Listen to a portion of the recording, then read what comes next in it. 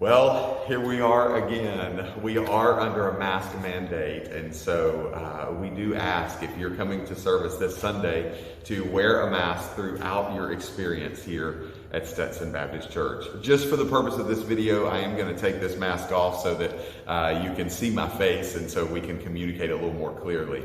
Well, once again, we're excited about you coming. We're excited about you coming to be a part of a live worship service. We love the fact that we can present an online worship experience, but there's nothing like being here live. And so we're thankful that you have already registered and that you're going to come. Some of you have already been a part of our worship services, and so this is in some ways just an update for you, but we do want you to know that there are some procedures that we're changing now that the mask mandate is in place. I'm standing here in our church lobby, and by the time you get here, you would have already checked in with the person with the clipboard out front. By the way, if anybody has not registered, they'll need to go to someone else that'll be out there that will take their name and an email address so that we have all of that together. Once you do get here into the worship center, there will be some people in the middle of the lobby that will use the touchless thermometer. They will check your temperature before you enter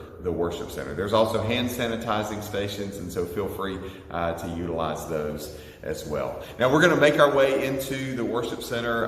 You will notice as you're walking that there are 6-foot lines so that you can kind of maintain that social distance throughout. You'll also notice that in our lobby on all sides there is an offering box, and so you're welcome to use that. There's also envelopes there on the wall, so if you need to use an offering envelope, it's available to you. And then while I'm here, let me say something about our restrooms. Restrooms are available, and if you have a need to use those, then feel free to. But let me just say, it complicates our sanitation methods when you use the restroom here. And so it is best if you will use the restroom before you arrive and wait until after you leave. We're not closing them, but it certainly makes it a lot easier. We have somebody that is sanitizing throughout the service, but it makes it a lot easier for everybody that attends if we don't use the restrooms here on campus. So we're going to move into the worship center.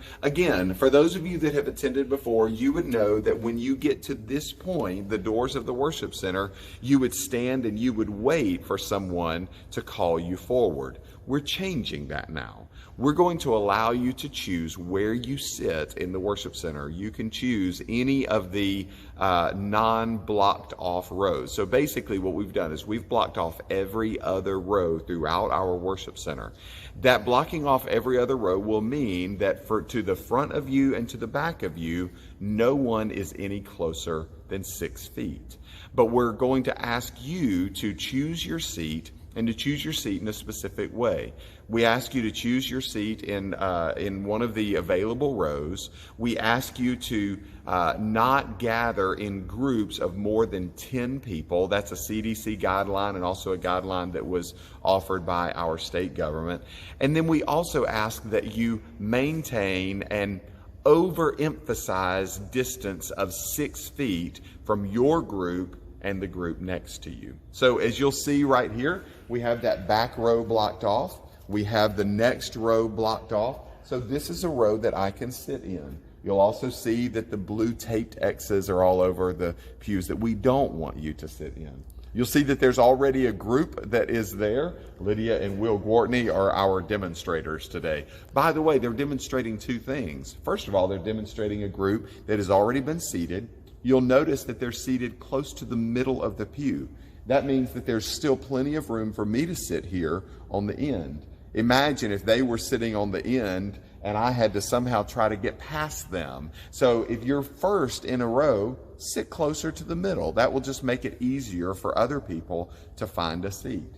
And then also you'll notice that as kids, they are on a device. We welcome you. If you have kids in your group, we welcome you to bring a device. If they're going to have a hard time paying attention to the service throughout, we invite you to bring a device for them. The only thing that we ask is that you do bring headphones so that their device won't disturb others around you.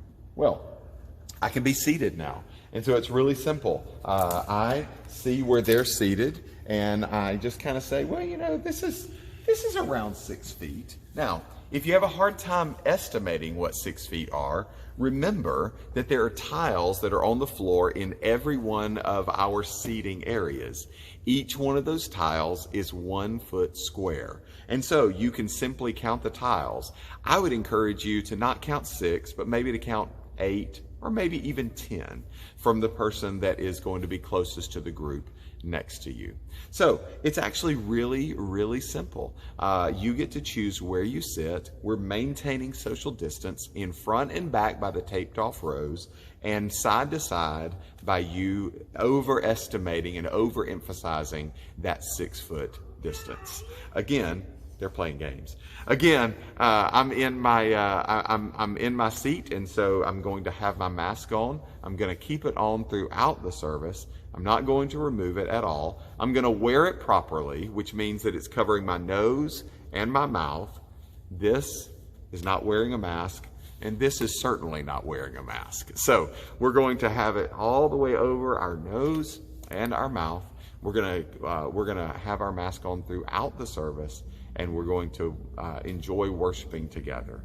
Now, at the end of the service, we will invite you to leave, but we will invite you to leave in a very specific way. We'll invite you to leave from the back of the room to the front of the room. So the people that are in the back of the room will be the first to leave. People in the front of the room will remain seated for a few moments longer, and then they will leave after everybody else has exited. That will allow us to keep that social distance all the way out of the building, just like we maintained that social distance all the way into the building.